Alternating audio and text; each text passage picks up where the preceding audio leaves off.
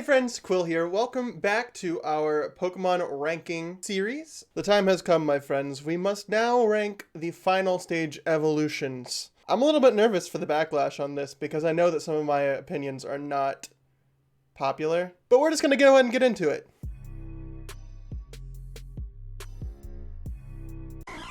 Alrighty friends, like I said, this is probably going to be the most controversial of these videos that I've done, but we're gonna go ahead and step right into it, and we're gonna start off with the least surprising of all of them. I've complained about Meganium no less than 10 times on this channel, and so no one will be surprised to find out that Meganium is dead last in the ranking for me. It's not very good. It's not competitively viable. Its design is a letdown from Bayleaf in my opinion. I just don't like it as a Pokemon. And just one tier above that is another Generation 2 starter. Feraligatr is just kind of underwhelming for me. Again, competitively, it's not very good, and it just doesn't stand out. Charizard, similarly to Charmander, is going straight up to the A tier. I think it's a really cool Pokemon. In fact, I think it might go up to S.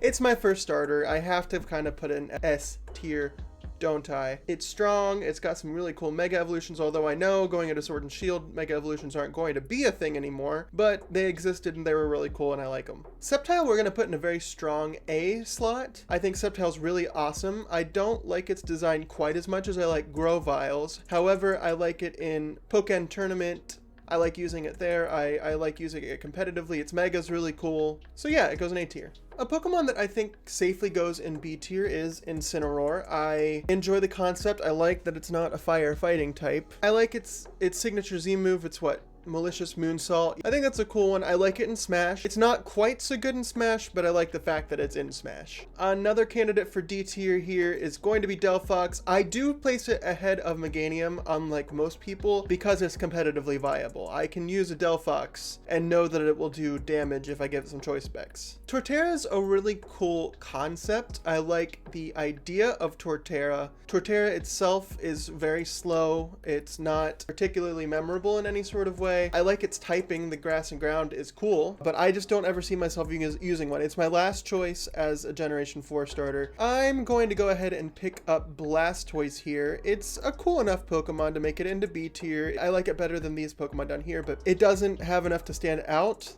to go into the higher tiers. It's not as low as Squirtle. It's got a really neat concept with the cannons on its back. I really wish it shot water out of those cannons, and maybe if it did, it would be placed higher, but it's all around a solid Pokemon. Not my first choice though. Just behind Blastoise goes Typhlosion. It's my starter choice in the Johto region, as I said in the first evolution video. I wish it stood out more. I wish it had a secondary typing. I don't know what exactly it would be, but I wish that it had one. It would make it stand out a little bit more. Its design is good enough. It's an interesting Pokemon and one that I enjoy using, but not too much, so it's stuck in B tier. I know a lot of people don't like the whole feminine trope in Pokemon starters. I like Primarina a lot. It does a lot of damage in UU, which is probably my favorite tier if I had to pick one. I like its liquid voice ability, how it changes all sound-based moves to water type. I think that's neat. It's not particularly viable, but it's an interesting concept. Also, I really love the fairy typing. Primarina is a fairy type, the first and only fairy type starter, in fact. For those reasons, it's in A tier. I'm going to go ahead and place Blaziken ahead of Blastoise. It's got a cool design. It was the first firefighting type. Beyond that, there's not much going for it. It's a cool enough Pokemon. I don't love it, so B tier is where it goes. Chestnut's one of those Pokemon that improves upon the middle evolution, but still doesn't do it well enough. I think the same thing goes for Grotle into Torterra. Chestnut's design leaves much to be desired for me. I don't like using it competitively. Bulletproof is not the best ability for it. And it's up against Greninja, who is a really, really awesome starter. We'll get to him in a second. Chestnut's just underwhelming for me. I want it to be better because I love Chespin so much, but Chestnut really doesn't deliver the way I want it to.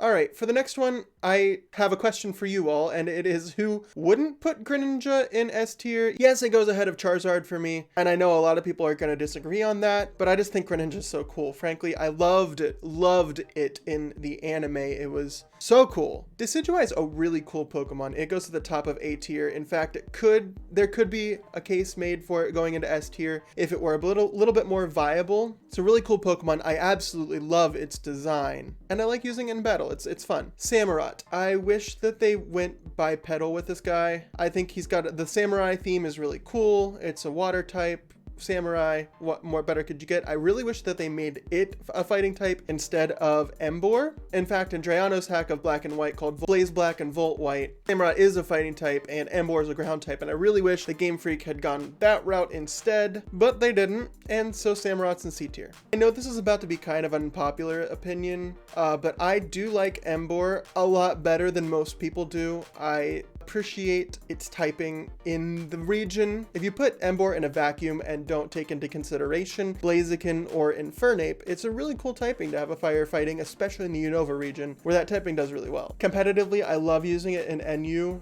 I don't know if it's still in NU anymore, but back when I played NU a lot, I used to love using Embor with Wild Charge, Flare Blitz, and the Reckless ability to power up all of those moves. It just hits really, really hard. I don't think its design is that bad. I think it's unique and interesting, creative. Is it the best? Absolutely not, but it's definitely better than people give it credit for. Serperior is going to go right ahead of Blastoise just because it does well competitively. Its design is interesting. I don't know if I love it.